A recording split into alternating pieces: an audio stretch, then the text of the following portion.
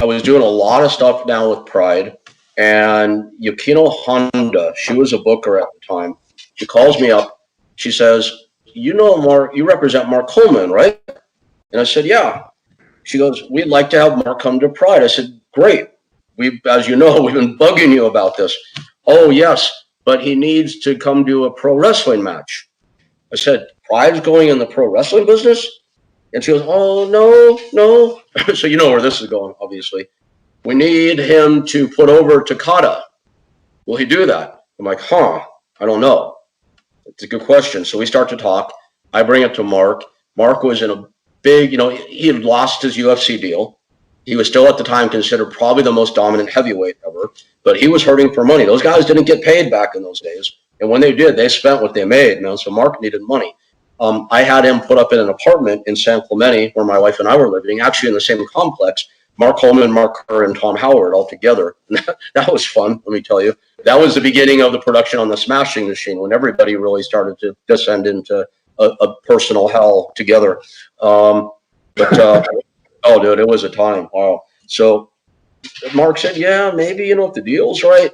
So I go back and we started talking about the money. We didn't really get anywhere.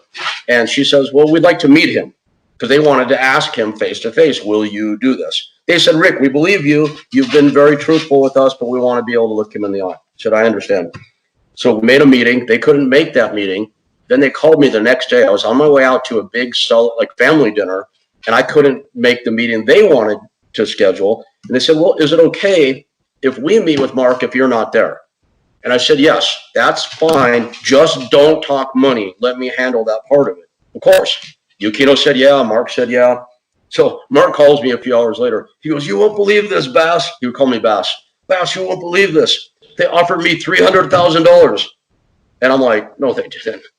There's no way. Because they didn't have that kind of money back then. That would have been an unheard of payoff, even putting over Takata. Well, I don't know if you've been to Japan much or have much experience doing business with them, but they put their commas in different places than we do. So I went back to Mark and I said, "Mark, let me talk to them, but there's no way." I call him back. He goes, "I already figured it out." He goes, "It's 30,000, right?" I go, "Yep," because they put the comma under 30. And they put a comma in 300 when they meant 30. So his balloon kind of deflated. I go, "Mark, let me see what I can do." So I call Yukino and I say, "Well, he thought you offered $300,000, and she laughed.